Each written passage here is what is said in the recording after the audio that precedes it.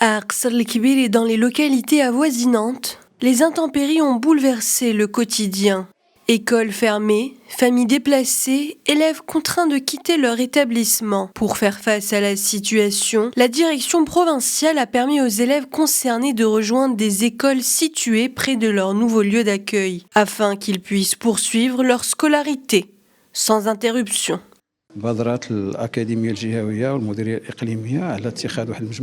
L'académie régionale, avec la direction provinciale, veille à garantir l'égalité des chances pour tous les élèves. Une note a été envoyée à toutes les directions provinciales et établissements scolaires de la région pour accueillir sans condition les élèves déplacés et ceux des zones touchées par les inondations. L'objectif est de permettre au maximum d'apprenants de bénéficier de l'enseignement en présentiel, essentiel pour assurer la continuité pédagogique et atteindre les objectifs fixés. Les familles aussi affectées par les inondations saluent cette réactivité. Pour les élèves, retrouver un cadre scolaire, même provisoire, représente un repère essentiel.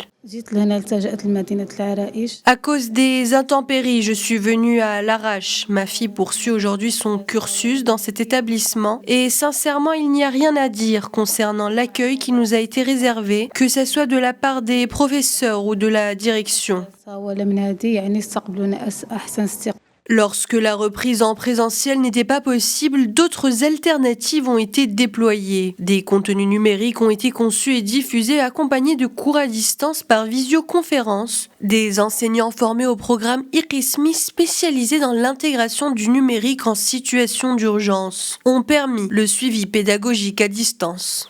Des groupes sur la plateforme. Nous avons créé des groupes sur Teams et enregistré des vidéos destinées aux écoles pionnières pour objectif de garder un lien entre l'élève et son établissement, en particulier pour les élèves de Qasr El-Kibir. Nous avons aussi des cours en direct filmés depuis les classes en présentiel pour permettre au plus grand nombre d'élèves de suivre les cours. Ces sessions permettent de toucher un plus grand nombre d'élèves et de collecter des données précises. Elles sont accessibles aux élèves ayant quitté Qasr El-Kibir et enregistrées pour pouvoir être réutilisées jusqu'à 3 fois. À l'approche du retour progressif à la normale, les autorités éducatives prévoient de réaménager le temps scolaire et de prioriser les apprentissages essentiels, notamment pour les classes à examen. Une gestion de crise qui mise sur la flexibilité pour que les aléas climatiques ne compromettent ni l'égalité des chances, ni la réussite des élèves.